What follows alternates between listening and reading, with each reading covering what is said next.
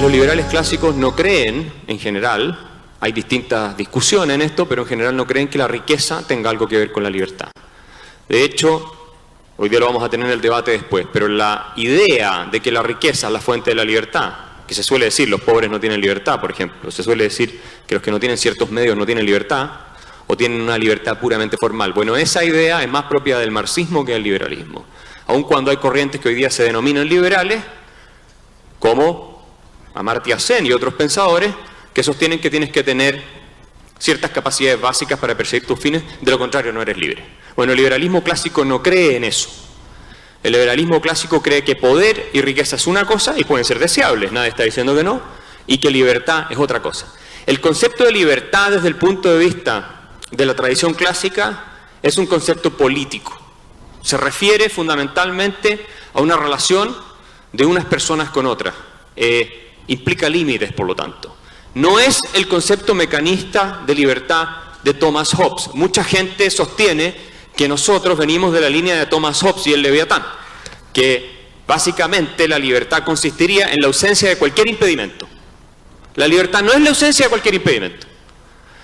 Desde el punto de vista de esta tradición, la libertad es la ausencia de coacción arbitraria por parte de terceros, que es otra cosa. Hobbes pensaba que si tú en un camino te encontrabas con una roca que no te dejaba pasar, tenías una restricción a tu libertad. ¿Ok? Porque tenía un concepto que él había tomado de las leyes de la inercia de Galileo de libertad. Ustedes saben que las leyes de la inercia de Galileo proponen que un objeto se seguirá moviendo hasta que otro lo detenga, ¿sí o no? Bueno, ese es el concepto mecánico de libertad que inspira la obra de Hobbes. Pero John Locke, que es el padre del liberalismo clásico desde el punto de vista de la filosofía política, lo que dice es no. La libertad es un concepto político, es un concepto que se da en una comunidad política y por lo tanto no tiene ningún sentido, y esto lo digo yo, hablar de libertad en el caso de un Robinson Crusoe o en el caso de Tom Hanks perdido en la isla El Náufrago. Tom Hanks no tiene un problema de libertad. ¿Quién vio la película? Supongo que todos la vieron. Bueno, y si no, Robinson Crusoe todo el mundo lo conoce. No tienen un problema de libertad. Pero tienen un problema económico, ¿cierto?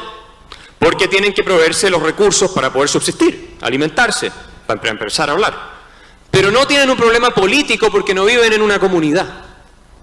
Por lo tanto, no tiene sentido hablar de libertad en la tradición liberal en el caso de Robinson Crusoe o de Tom Hanks perdido en la isla del náufrago. No tiene ningún sentido. ¿Ok? Y esto es lo que muchos críticos del liberalismo no entienden, porque confunden el concepto de libertad con el concepto del poder efectivo de conseguir tus fines. Y de hecho, un filósofo americano, John Dewey, que es más bien de izquierda, progresista, definía la libertad como el poder de conseguir tu objetivo.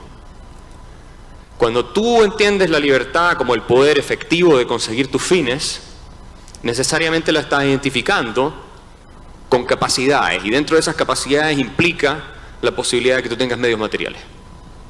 Entonces la promesa socialista es: yo los haré libres en la medida en que yo les voy a proveer a ustedes de bienes materiales, porque obviamente el rico tiene más libertad porque tiene más opciones que el que tiene menos. Sin embargo, si ustedes son esclavizados por un multimillonario, digamos, o por un rey que les da todas las comodidades materiales y viven en el palacio, son menos libres que una persona que vive en el campo, muy pobre, y que dentro de los escasos recursos que tiene, puede elegir qué fines va a perseguir. ¿Sí o no? La libertad y la riqueza son cosas distintas.